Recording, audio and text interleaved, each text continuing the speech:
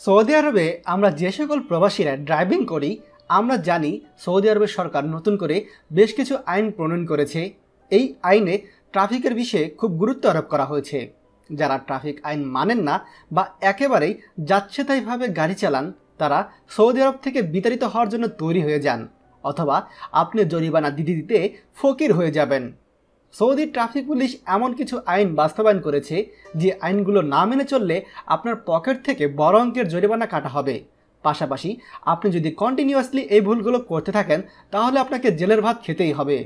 অপরাধ যদি খুব বড় হয় সেক্ষেত্রে আপনাকে জেল খেটে নিজ দেশে ফেরত পাঠিয়ে দেওয়া হবে। এবার আপনি বলুন, আপনি কি সৌদি আরব থেকে বিতাড়িত হতে চান? যদি না চান তাহলে দয়া করে নিচে উল্লিখিত ট্রাফিক আইনগুলো এক্ষুনি মুখস্থ করে ফেলুন। 2019 সালে ট্রাফিক জরিমানার লিস্ট। 1.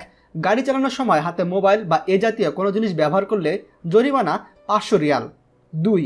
গাড়ি চালিয়ে রেড সিগন্যাল পার করলে জরিমানা 3000 রিয়াল। 3.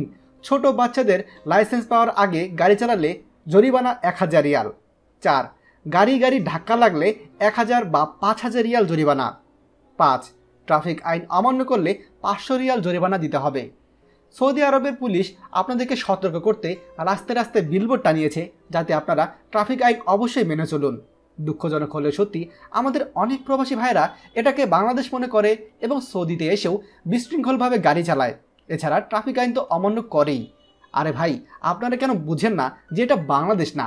এখানকার ট্রাফিক আইন অমান্য করে পুলিশকে 100 টাকা ধরিয়ে দিলে আপনাকে ছেড়ে দেবে না। তাই আপনাকে অবশ্যই সৌদি আরবের ট্রাফিক আইন মেনে চলতে হবে। ভিডিওটি খুবই গুরুত্বপূর্ণ, দয়া করে আপনারা সৌদি প্রবাসী ভাইদের সঙ্গে এখনই শেয়ার করবেন।